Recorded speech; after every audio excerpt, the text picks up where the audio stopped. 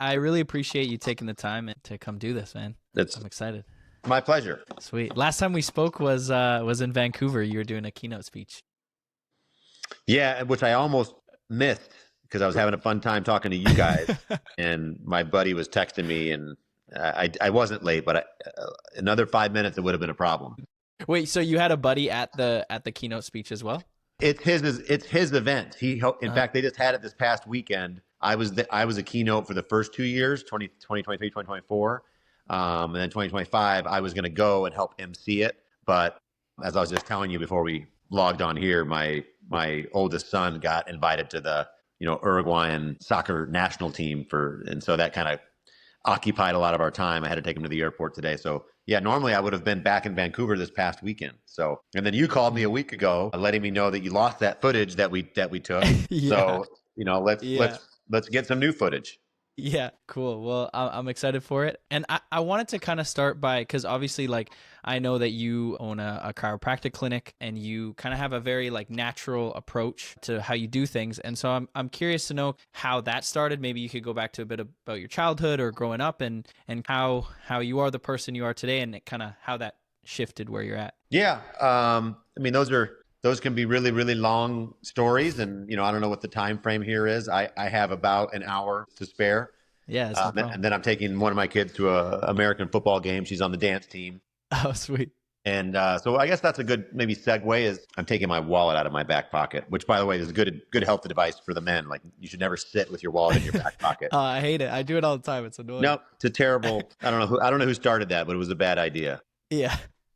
Anyway, so I grew up in rural Illinois, kind of the heart of Illinois, a state here in the United States, and farming community, blue collar community, but born in 1975. I just turned 50 this year. And I guess growing up in the country, before organic became a word, that back then nobody was buying organic food. It was just, you just typically lived kind of a wholesome life on the farm and did a lot of chores and started working at an early age. My brother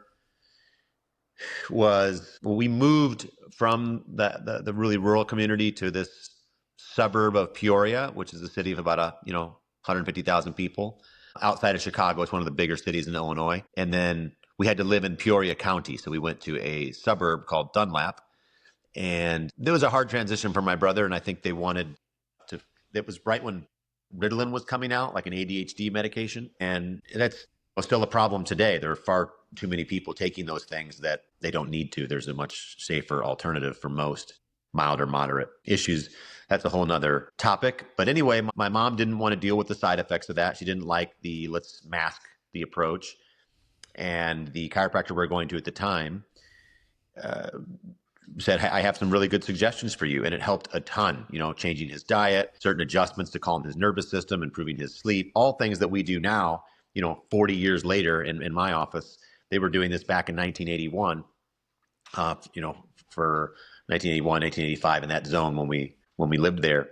And so it just kind of stemmed from that. And then my mom started going just for, health and wellness. And she had her own story about how she was in a car accident and took a bunch of cortisone shots for pain and whiplash and pain relievers. And, you take steroids long enough, you start to gain weight. And, she sold cosmetics for a living, still does. My mom's almost 80. Both of my parents are, I think, 78 and take no medications, which is rare. You typically don't find people at that age taking zero medications. Yeah. So they were just kind of integral in start like that was our regular doctor. Like we went there regularly for everything. I played a lot of basketball as a decent player. I would get tune-ups to my ankle, adjustments, stretching recommendation, diet recommendations, supplement recommendations. And I looked up to that office. They knew me by name. We didn't use insurance cards, no disrespect to people who use but a lot of times a typical medical office, even to this day, is I walk in, they don't know my name. What's your insurance card? There's no eye contact at the front desk. It's just kind of this very impersonal experience that goes on. And then even if it is a personal experience, and I'm not trying to throw all medicine under the bus. My wife is an ER physician here in Chicago in the emergency room. So, a lot of what we do is congruent because if there's a true emergency, we're not against drugs and surgery. Fortunately, our kids have never had an emergency, so they've never had any medication. So whenever they go to to travel. Like I just said, my son's taking off to Uruguay. If he needs his first Tylenol, I guess he'll have it when he's there. He probably won't need it because he knows what to do when you need Tylenol. There's safer alternatives to that. But it just goes back to being raised as children and how do you not mask symptoms to correct problems, whether there's sports injuries to fevers to coughs. And so growing up, raising my kids, my mother raising us, it just sort of brought me into this natural healthcare world. I kind of knew I always wanted to do that because I had such a nice impression of my doc back home, Dr. James Malavolti. And it's just what I wanted to do. And, you know, when you're that age, 18, 19, 20, you think you know what you want to do. And then, you know, you get sidetracked with other things that people at that age of life get sidetracked with. But I eventually went back and, you know, finished my bachelor's degree and went on to get the doctorates at Palmer College of Chiropractic and graduated and opened up our practice here in Chicago. And then just started going to all these seminars throughout the year for continuing education, and not just to be a better clinician, but also to how to better run a business, how to have a better mindset. I've always been interested in, you know, self-improvement. And, you know, years ago, I would even say maybe even 2 decades ago, self-improvement almost had a negative, almost like negative branding. Like if you read Tony Robbins back in the day, you were kind of a weirdo, like it was some cult. And now it's kind of neat to see the newer generation last 10 years or so. And I don't know when that happened. Like a lot of people want to read self-improvement books, and now it's podcast and what you're doing, you're trying to share this on a different medium. And I don't think there could be anything more important because it's just not something that's taught in schools. And a lot of adults don't know this stuff. So it's hard to teach your kids if you don't know it yourself. And I'm not going to sit here and say I have all the answers, but I'm very grateful for all the mentors and books and positions I've been in to help me, because I don't care where you're at in life, it will always throw you a curveball, right? Frank Sinatra, you know, sings songs about it, you know, riding high in April and shot down in May. And how do you maintain your composure so that when you do get off, whether it's something that within your control or not in your control, you're just more likely to get back on track quicker. There are levels to that. Totally. You shared so many things there. My mind was just going like crazy with different follow-ups. I'm curious because something I was curious about is when I hear like chiropractor, right? I think like adjustments. I think like to go, right?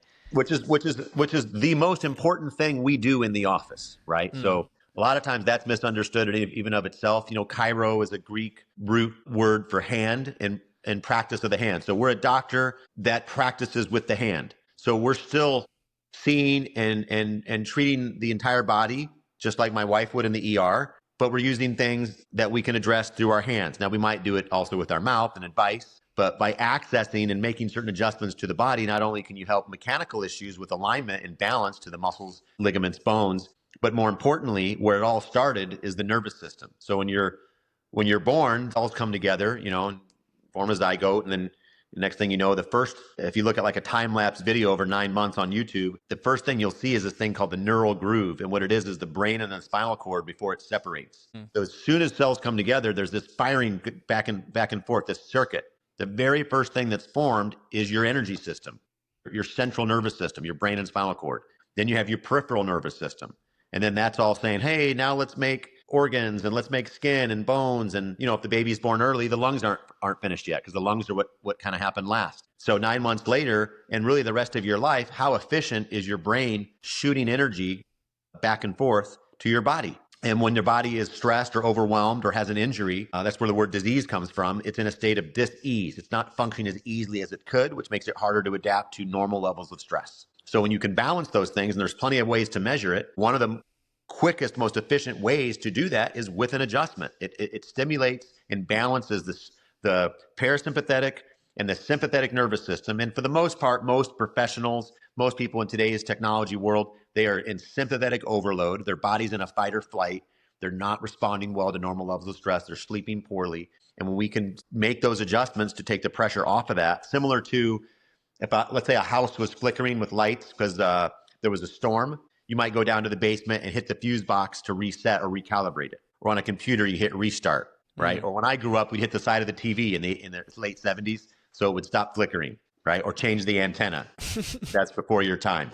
And so by doing that, you're getting a better conduit.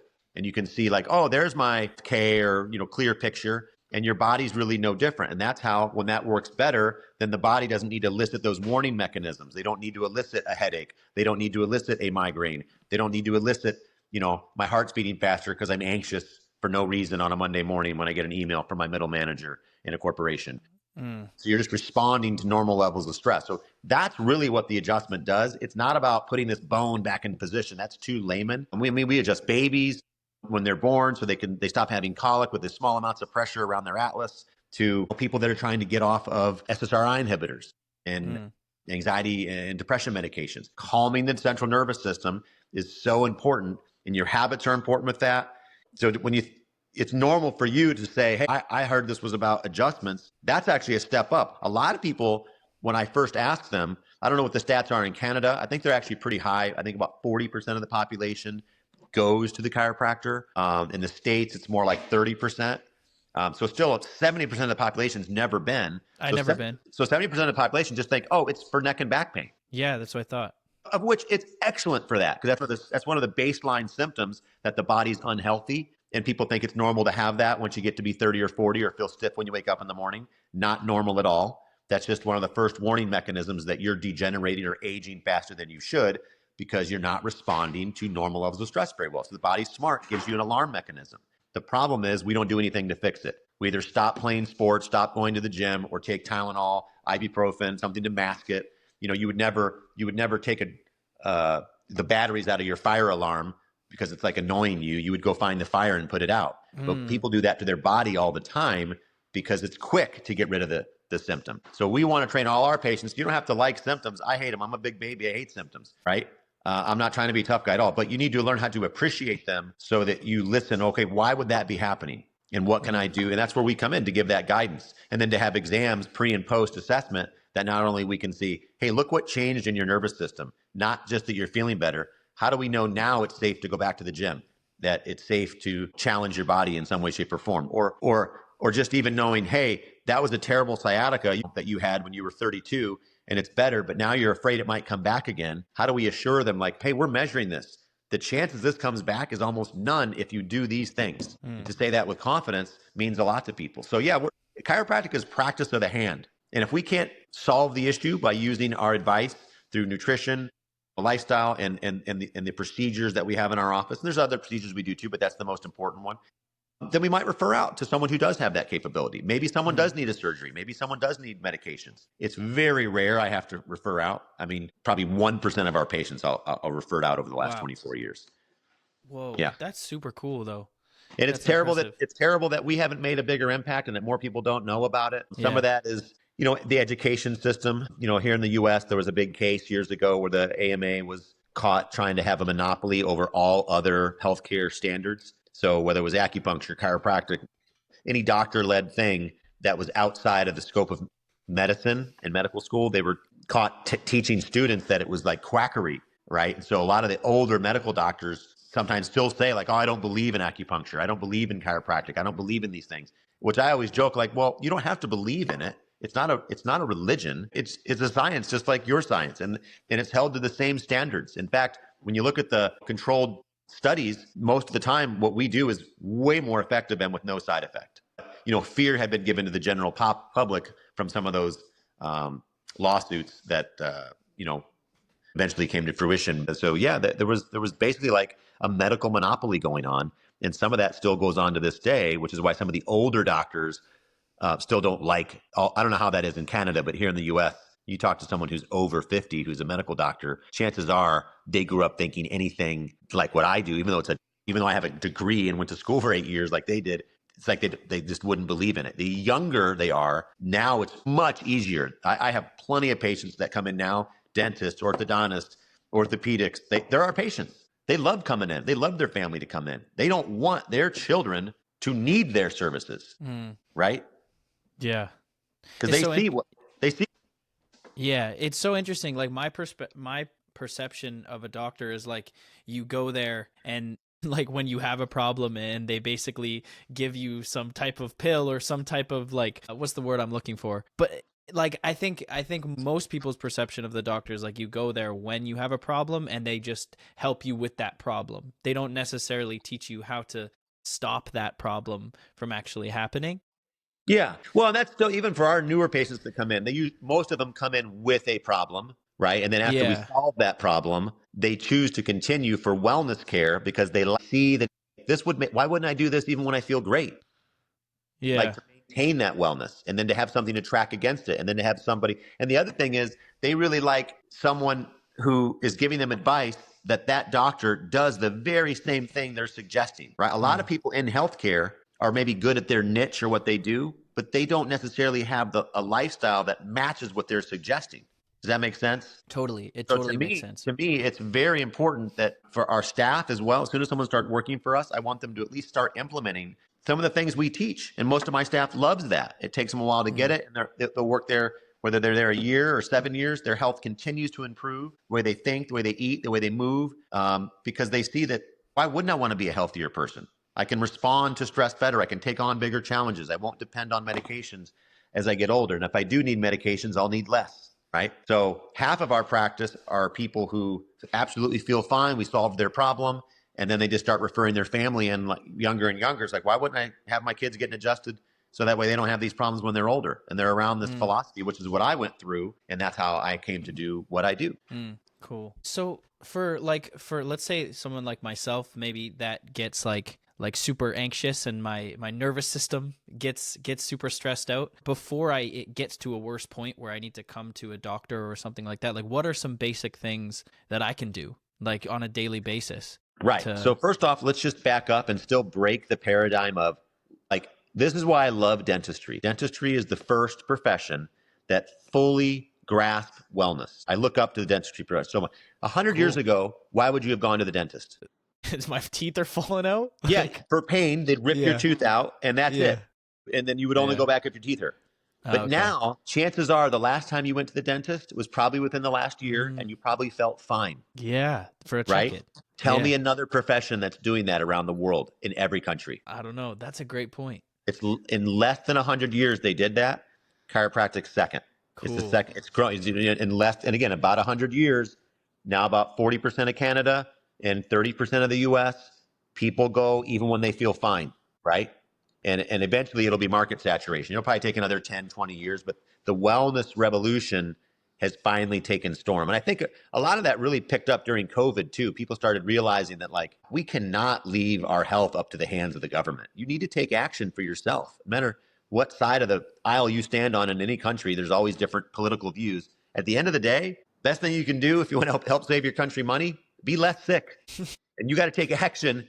You know what I mean? Whether it's socialism, capitalism, it's going to cost money to fix sick people. If you're well, you're going to have less problems that require money to fix. Wow. Wow. That's a I actually really like that a lot. Like if you want to help your country, then help I mean, yourself not become and sick. isn't it interesting? It's like Yeah. why wouldn't people want to be healthy, Yeah. right? You know why? Because to be healthy, it's interesting, right? A lot of the things in life, whether it's your relationships and your marriage or your physical health, your spirituality, your diet, to make a change is hard. It is hard. And so people want easy. So if all your solutions are easy, then chances are you're not going to succeed. Something's got to be hard until you make it a routine, 90, 100 days. You know, they'll say, oh, 21 days to make a habit. Yeah, but probably 100 days to see results. Mm. And people want to see a result like tomorrow, which is one of the reasons why chiropractic is so great, because regardless of condition and how long it's been around, within a week, they're already noticing differences, right? Mm. So I love that that it works so quick, but I also have to let people know, yeah, but then you, as I see you less, you need to do this. Otherwise, you won't correct the problem, and the cause will cause all this to return, and we'll have to start all over again. So we need to get interaction with the patient. And not everybody's into that. Some people just, hey, fix my problem. I'll see you in 2 years with the same problem. We'll start all over again. And eventually, the third time around, they'll be like, all right, doc, you're right. This time I'm going to do X, Y, Z. So Yeah. to cut you off again, number one, for your nervous system, you should look at it as why wouldn't you want to go to a more naturally led doctor like a chiropractor who helps you balance your nervous system when you're doing great so that you don't have the problem in the first place? Or if you did, it's so minor. Right now, let's say you were already doing those things. You came to my office. I taught you all those things. But let's say you're someone who I would never see you. I'd say, hey, what are some things I could do right now before even coming to see me? Number one, I would say this thing we're communicating on right now, our phone. Are you disciplined with it? Mm. Do you have at least an hour of your day where you're not even on it when you're awake? It's not even near you. You're just out walking your dog without your phone. And a lot of people cannot say that. They are constantly connected. I'm not talking about electromagnetic frequencies, while that is a real thing and something to be concerned about. I'm just saying your ability to be connected here on Earth. People are more connected with their screens than they are reality. And so then reality gets skewed. And if it's the social media apps, it's everyone now, but typically the younger you are, the more that's important to you. And a lot of that, probably 90, I don't know, I'm just making that number up, at least more than half is negative. It's negative. It's pulling you away. It's stimulating your pineal gland. It's giving you synthetic dopamine hits that you can be addicted to, scrolling, making you feel bad about your life. It has some benefits to it too. There's a difference between productive screen time and consumptive screen time. Like right now, this is productive screen time. We're creating content that's beneficial for the world.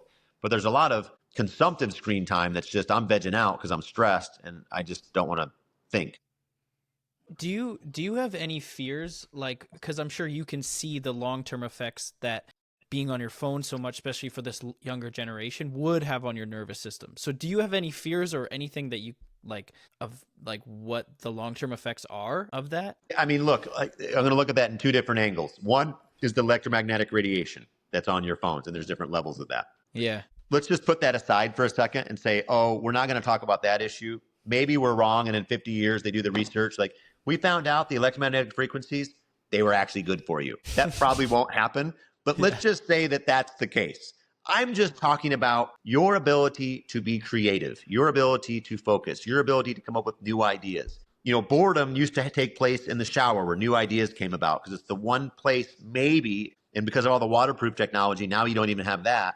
People are always listening to a podcast. People are always scrolling on Instagram or TikTok or something, or for work or a Zoom meeting. Like, it's the first thing they look at in the morning before they look at their girlfriend or their spouse. It's the last thing they look at night. There's more of a relationship with your technology than there is the people that you love the most. That's a problem. That will create some level of anxiety, create a level of depression, regardless of where you rank in the socioeconomic class, right? Because you're just always going to feel like someone's doing better. I'm not good enough. I mean, I read something recently where I'm not going to say the name of the company. I don't want to throw them under the bus. There was a company here on my street here in Chicago. We live on a nice street called Southport in the city of Chicago. And I read that if they could see that, you know, some of these companies will say, do you allow? And you just hit your phone. Oh, I allow. Like when you open a new app. I had to open a new app for this conversation, right?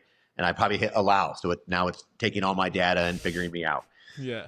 But if this particular makeup company, which has products for girls between the ages of 10 and 16, not just older women, if they can see that they've taken more than one selfie of themselves in a 2-day period, they market them on a different funnel because they assume that person has a bad self-image. So people that take a lot of selfies of themselves, and I'll give you an example. I tell my girls, I would rather you not do this. It's kind of a bad sign where they're like, yeah. And guys do it too, but two of my three are, and I have two teenagers and a sixth grader. I just say, hey, my sixth grader doesn't have a phone. My freshman in high school does. And now, you know, I don't want her to be technology illiterate. We don't live off the grid in Montana, we don't live off the grid in Manitoba. Yeah.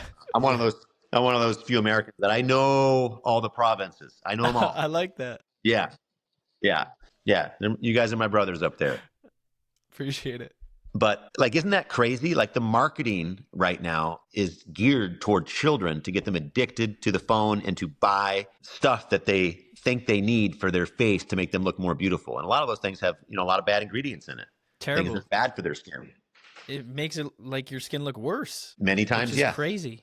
But they're not concerned with that. They're just, you know, people, I mean, look, greed is a powerful thing, and people, you know, success in the eye of the stakeholders are we turning a profit, regardless of if we're selling, you know, stuff to kids. But we talking about adults too. So I'm just saying, are we aware of you can track your screen time, right? There's wearables, you can track your sleep, right? Whoop, Oura rings can kind of give you an idea of your REM and your deep sleep. Not saying you need to do those things, but like you should be tracking your sleep to at least have an idea. Are you getting a good amount of sleep? We did some neat studies where so in our house, we like to charge the phones in the kitchen. Now, sometimes my kids will do homework at night and they'll do group projects. And I'll say, that's fine. But if it's not a group project, past 9 p.m., just put it away and check it again tomorrow. So the last 30 minutes before bed or last hour, you're not on your phone. And your first 30 minutes to an hour in the morning, you're not on your phone. Now, most people's biggest excuse for that will be that it's my alarm. Like you could still set the alarm. You can hear it from the other room. You can even buy an old alarm clock, make it retro. Yep. But it's usually just an excuse because they're addicted to it. They can't let it go. And it creates a lot of anxiety. And I think most people are very anxious these days because of their technology. They just don't have downtime. And you need downtime to, like a computer, to reset, refresh, not absorb new information, process the information that you've had, and then just have a chance to connect on a social basis to those around you. It's one of the number one reasons that people feel anxiety and depression are the technology thing. So that's my first step. It's like, first, yeah, you should go see someone who's going to give you advice and natural procedures like chiropractic care, acupuncture, that have measurement-based systems to show that you're calming your nervous system, making you more balanced. So when you start your next day, you got all this capacity to absorb all the new stress, then go home at night, sleep efficiently, recover, get back to neutral, start again. But most people, they're waking up in the morning here, and by the time they've had 4 emails by 10, they have tachycardia because they had no space to adapt to neurologically. So the body's smart, gives them symptoms of headaches, neck pain, anxiety. They pop it with pills, and it's just always out here on a precipice. And then one day they like pick up a glass of water and hurt their neck. Like, I think I slept funny. I think I worked out funny. I think I must have moved funny. I'm like, no, you didn't. It wasn't those things. It was you. At any moment, you were such out here on the edge of your neurological precipice that anything could have pushed you over the edge. And your body's smart, and so it gave you that symptom. And it shows up in different ways. So how do we get that system back to neutral so we can take on more when we need to and recover quickly? Does that make sense? That makes a lot of sense. So I heard, like, the biggest thing, I really like that too, because it's kind of a small step that seems like will make a massive difference.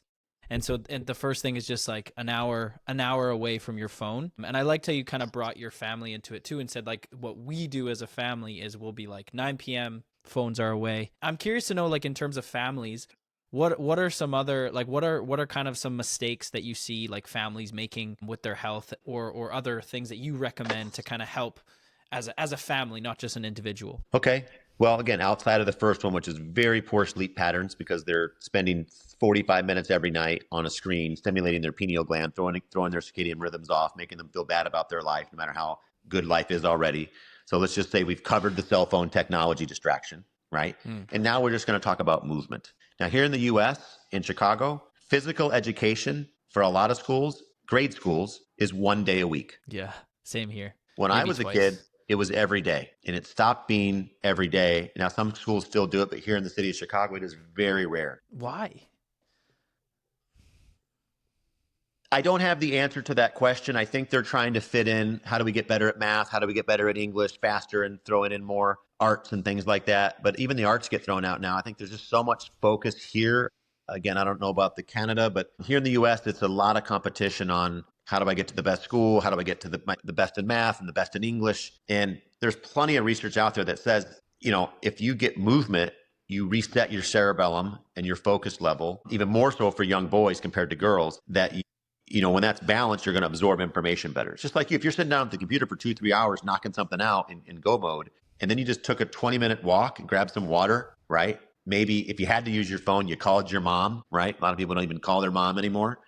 And then you come back to work and you're just a little more present, and you're getting more done with each minute rather than the burnout of I'm doing something but very inefficiently. Movement's a big one, and people just don't exercise anymore. Like, I'm stunned at, and I think it's making a little bit of a comeback where the average person's like, yeah, why wouldn't I want to be a fit dad? Why wouldn't I want to be that 50-year-old dad at a high school soccer game that they're like, maybe Mr. McKinley can still lace it up. You know what I mean? In fact, I remember saying that we were in high school. I was a decent basketball player. We were on a basketball team, and a kid on my team, his name was Dave Wickness. His dad was a dentist. Dave ended up becoming a dentist as well. And we had like a, dads versus son, varsity basketball team. Varsity in the U.S. is like this, the last year before college, 18. And I remember, and Mr. Wickness was probably 45 to 50 at the time, I'm guessing. And I remember thinking, just compared to all the other dads, my dad didn't look so bad either, right? He was following some of this advice. I have a similar story with swimming for him. Yeah. I just remember looking at Mr. Wickness saying, like, man, I want to be like that when I'm that age. I want to be able to like run up and down the court, make a few free throws. It just impressed me because most people I knew that were 40 and up, they just talked about the old days and they don't do crap anymore. And it's just the research behind just 20 minutes of movement a day. I'm not saying you need to be, I go to the gym a lot. I'm outside, I'm riding my bike, I lift weights, I track my body fat. Like, I also, honestly, this might sound weird. I want to look good for my wife. Marriage is hard. Again, it's God's joke on humanity, right? All things that are important are kind of hard. And you got 3 kids running around, running a business. She's an ER physician. Like, if I at least look attractive to her, that's probably going to be helpful for our relationship. I love that. Right. That's I so feel cool. men are very easy to please. Like, she could lie if she wanted to, just to tell me like, hey, I see your muscles today. I'm still like a 12-year-old. I'm like, really? I like that shirt on you. Like, I'll wear that shirt every day. Yeah, he's got it on for the rest of the week now. Yeah. Yeah. They can exploit that too. They can exploit that information and lie to us, but hopefully they're not doing that. But, it's just hard to get started. And so if people haven't exercised in 20 years, that's what happens, right? They're going to go to some office. They get some measurement. Oh, your blood pressure's high. Oh, you have high this, high that. Try to exercise. And if that doesn't work, we'll give you a Lipitor. And the doctor that's saying that to them also doesn't exercise. Does that make sense? Yeah, it makes a ton of sense. It's just such a disconnect. They're not going to do it. There's no plan. There's no follow-up. And and even the solution that they're giving them, right? Like, this is like, if someone hasn't exercised in 10 years and their blood pressure is a little high, well, and maybe they have a lot of body fat or some belly fat, but just physiologically, the heart has to work harder to get oxygen to the tissues, correct? Yeah. So if the heart has to work harder to get oxygen to the tissues, wouldn't it need more pressure? Yes. So when someone has high blood pressure and they take medicine for it, it's almost like saying, so what about my brain was acting inappropriately? What did my brain decide was wrong? It made a mistake. It shouldn't have had more pressure. So my health issue is I'm lacking a chemical that helps bring my pressure down. Or maybe my body's intelligent and it's just increasing the pressure, which is a sign of I might die earlier. But does that mean my body's making a mistake, or it's just doing the best I can at that moment to help my body adapt to the fact that I have all this extra adipose or fat tissue? So it's like headaches. It's like, is the cause of a headache, is it the lack, is it an aspirin shortage? Do we run out of aspirin? That's crazy. Right?